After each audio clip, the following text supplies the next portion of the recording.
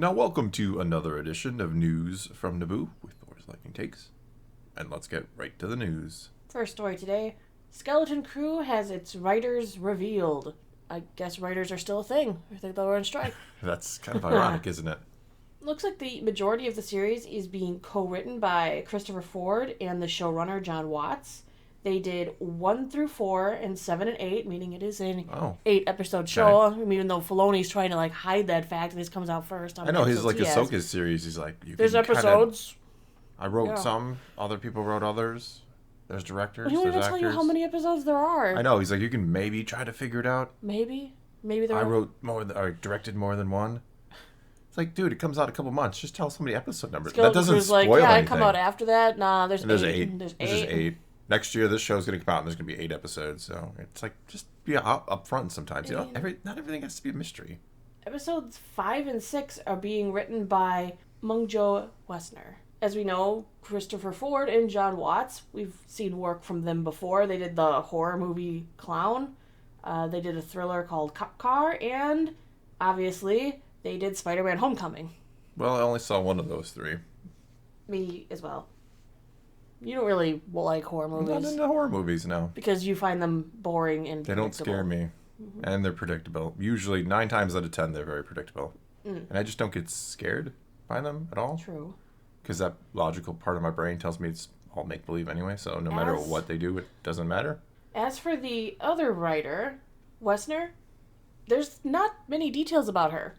She has a credit for an episode of an upcoming Hulu murder mystery series. That's it. Like 1 episode writer's credit in a show. That must be a hell of an episode.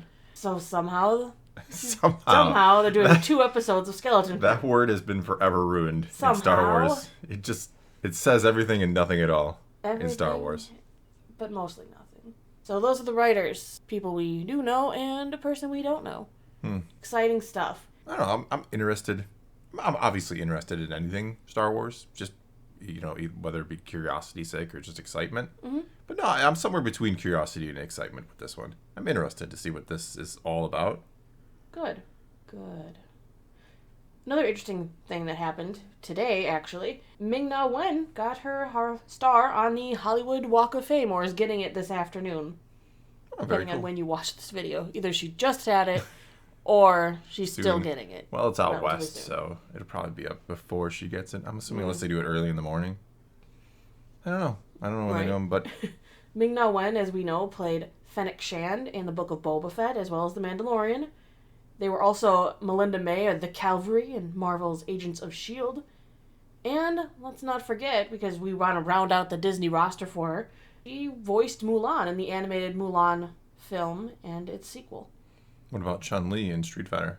I'm not listing that. I'm only listing things that are Disney associated, apparently.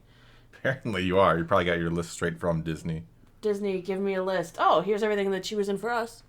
Gotcha. I actually didn't know she voiced Mulan, but I can hear it now. I've never seen I know. It's one of those things I was going to... Yeah, you've been meaning to make me for a long time. I know. Well, I started to watch... You don't listen. Which one did I start to watch and I fell asleep? We were watching The Emperor's New Groove. Yeah, and I fell asleep. Not because it was boring, but because I was tired. Thor's always tired.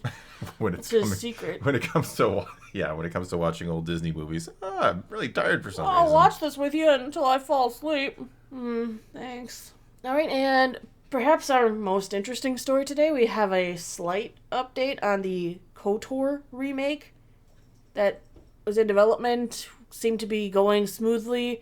Then they showed a demo to some top notches. People lost their jobs, and they're like, this is bad. I'm like, oof. Well, the Embracer Group, still the parent company responsible for working on this. I know they were working on it with Saber Interactive, I believe. They, their CEO refuses to comment or provide any updates on the current state of the project. Even in a recent investors call, just wouldn't say anything about what's going on with the project. Yeah. So no news is news? Exactly. I mean, they asked for an update on the game, and he refuses. The CEO, Lars Windfors, refuses to provide any meaningful answer. When he was asked, he said, "My favorite question. I have no further comments." that doesn't sound good. This is I thought a highly anticipated project, and to say I have no further comments, it wasn't even shown off at the PlayStation showcase that was recently. Yeah, I thought there was something else recently where they said, yes, it is still in active development. I mean, not that means... that could be like one person in a closet, like, drawing pictures, but I mean, that would technically be active development, wouldn't it? I mean, I don't know, I thought I heard that, but I also heard this. It's crazy, though, because PlayStation Showcase happened. Everyone thought we were going to get maybe an update or something, a tease on this project. Not a peep. I thought we might get like the Ubisoft any Star Wars project, yeah. The Ubisoft project is supposed to be an open world Star Wars game. Which some rumors out there suggest could come out as early as next year. Yeah. Fiscal years, though. They're talking in fiscal years, which means it could be all the way to 2025 early, because fiscal years are weird.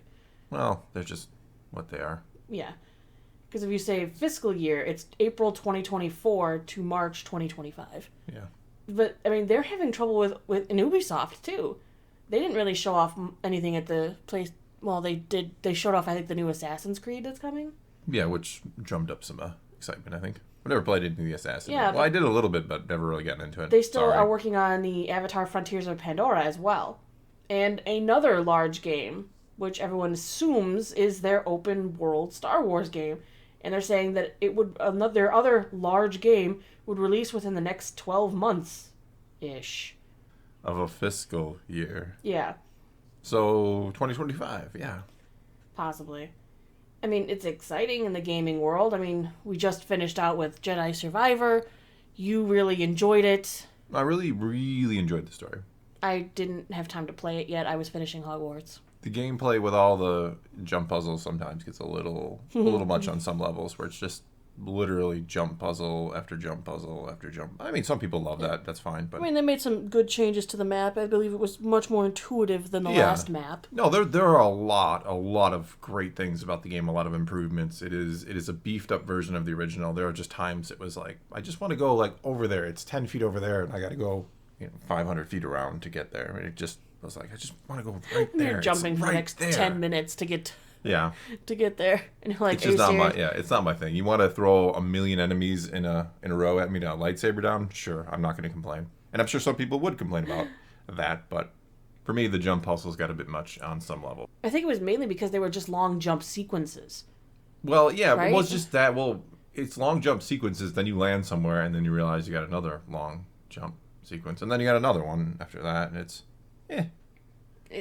It just gets to be. It feels like it's eating time. You just want to move through the story, do things, collect things, find things, but you're spending 10 minutes just jumping around. Exactly. Like, I don't mind if it's a jumping puzzle to get like a collectible type thing, right? Oh, there's one of those containers up there. How do I get up there? That's cool. But when it's like, I just want to go across this, this walkway, and it's the walkway's broken, so now I gotta jump over here and run across that and dangle down over that and use this grating, and then see, I was playing Hogwarts, so I just would have said Reparo, and I would have been walking right across. No, I'm cool with puzzles all day for jump puzzles to get to collectibles and fun things, but when it's just like they're just putting it in there for the sake of kind of slowing you down and making the game feel longer, then I don't know. Again, I'm sure there are people out there who love them, and that's great. And I'm sure there's people out there like, I get so tired of the combat. And where I'm like, more stormtroopers, more stupid stuff to lightsaber down. To each their own. And lastly, in the new this week in Star Wars, etc., yesterday was Memorial Day in the United States, the day of remembering our fallen soldiers and those who serve. Today, Tuesday, Dungeons & Dragons Honor Among Thieves is available on the Ray of Blue. Worth checking out, in my opinion. Really if you happen to have Paramount Plus or haven't ever had it, so you can get a free week subscription or whatever, it's available on there for free. Yeah, like it was just saying, worth checking out, in my opinion. Really liked it. Wednesday for comics, we have Dr. Aphra, 32, and Sana Staros, number 4. Yep. Exciting day there. I don't even know why we needed a book for Sana Staros. It's just a book for a book's sake, honestly. Yeah. Yeah. It's another one of those characters that they insist that people really wanted. Well, the Star Wars comics are just coming to be they're too bad. much. They're getting bad. Instead of having just a couple of main lines of running story, it's like every story needs to be told that ever existed. Hey, this random character who did this one time in the movies Well, they met this random character that you've never heard of before, and they're going to get their own thing because they had chicken soup one day, and we need to know about it. But it was really good chicken soup. Now, I'm actually working on a video, a lightning response video on the other channel I'll do today about a little bit about this. But no, the comics have gotten pretty there's just not much of a point in reading them anymore. Thursday, we have voice chat at 8 p.m. Central Time. If any of you are a Discord member or patron, come on in. We have lots to talk about. No, we don't, but you can come on in anyway. Well, we always do. We find lots things to talk about. Find things, yes. Yes. We're kind of in a dry spout right now. But we won't be when we come to start. As soon as we start talking, it'll flow like it always does. Yeah. Friday, Spider-Man Across the Spider-Verse hits theaters. Very exciting. The sequel to, of course, the first. In the Spider-Verse. Yeah. Yes. Good movie. Yeah. Whatever. You know what I meant. Everybody knows what I meant. Mm-hmm. Yeah, really good movie. A lot of people consider it one of the best superhero movies ever. I thought it was good. It's just, honestly, it's really well done. It's just a really good movie. Yeah, I don't know that I consider it like the animation is nice. The greatest movie ever, but yeah, it's really good. Excited to see this one. And that's going to be it for the week. And that's going to be it for this video. Because that's all we got for you this time. So now it's your turn to take to the comments below and tell us what you think of any and all of today's news. And let's talk some Star Wars. And until next time, thanks for watching.